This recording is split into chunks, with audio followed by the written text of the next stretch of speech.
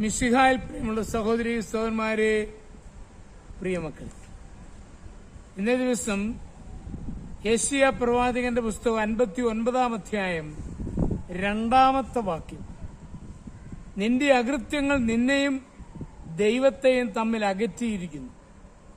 നിന്റെ പാപങ്ങൾ അവിടുത്തെ മുഖം നിന്നിൽ നിന്ന് മറച്ചിരിക്കുന്നു. അതിനാൽ അവിടുന്ന് നിന്റെ പ്രാർത്ഥന കേൾക്കുന്നില്ല. പ്രാർത്ഥനകൾ ശ്രദ്ധിക്കപ്പെടുന്നില്ലെന്നും ദൈവത്തിന് നമ്മുടെ കാര്യത്തിൽ ഒരു താല്പര്യവുമില്ലെന്നും സംശയം തോന്നുന്ന അവസരങ്ങൾ ഉണ്ടാകും. മുട്ടിപ്പായി പ്രാർത്ഥിച്ചിട്ടും കാത്തിരുന്നിട്ടും യാതൊരു ഫലവുമില്ല. പ്രശ്നങ്ങൾ വർദ്ധിച്ച് ആളിക്കത്തുന്ന തീ പോലെ മനസ്സിനെ എരിക്കുന്നു. ഒരു പ്രശ്നം തീരുമ്പോൾ മറ്റൊരു പ്രശ്നമുണ്ടാകുന്നു. അനേക ഭക്തന്മാർ പ്രാർത്ഥനയാൽ വലിയ കാര്യങ്ങൾ സാധിച്ചതായി വായിച്ചറിഞ്ഞിട്ടുണ്ട്. അവരുടെ പ്രാർത്ഥനകൾ കേട്ട ദൈവം നമ്മുടെ പ്രാർത്ഥനയ്ക്ക് മറുപടി തരാത്തത് എന്ത്? യെശയ്യാ ഇതിനെ മറുപടി പറയുകയാണ്. നിങ്ങളുടെ അകൃത്യങ്ങളും പാപങ്ങളുമാണ് നിങ്ങളെയും ദൈവത്തെയും തമ്മിൽ ഭിന്നിപ്പിച്ചിരിക്കുന്നത്.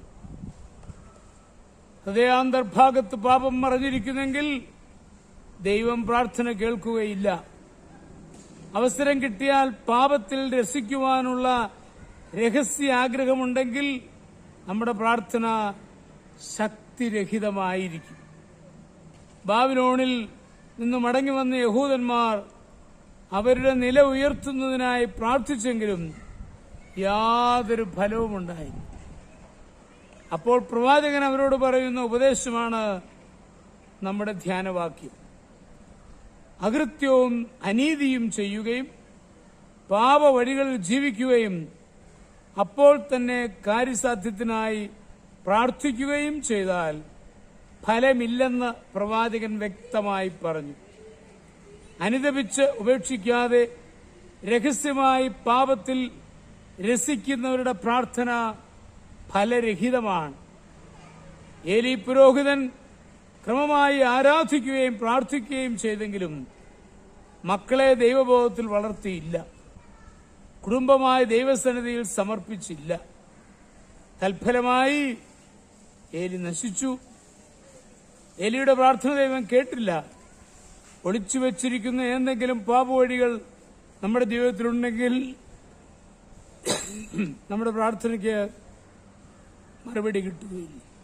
നമ്മുടെ കർത്താവ് മിശിഹായുടെ കൃപയും പിതാവായ ദൈവത്തിന്റെ സ്നേഹവും പരിശുദ്ധാത്മാവിന്റെ സഹവാസവും പരിശുദ്ധ അമ്മയുടെ മധ്യസ്ഥതയും നിങ്ങളെല്ലാവരോടും കൂടി ധാരാളമായിട്ടുണ്ടായിരിക്കും. എപ്പോഴും എപ്പോഴും എന്നേക്കും. ആമേൻ.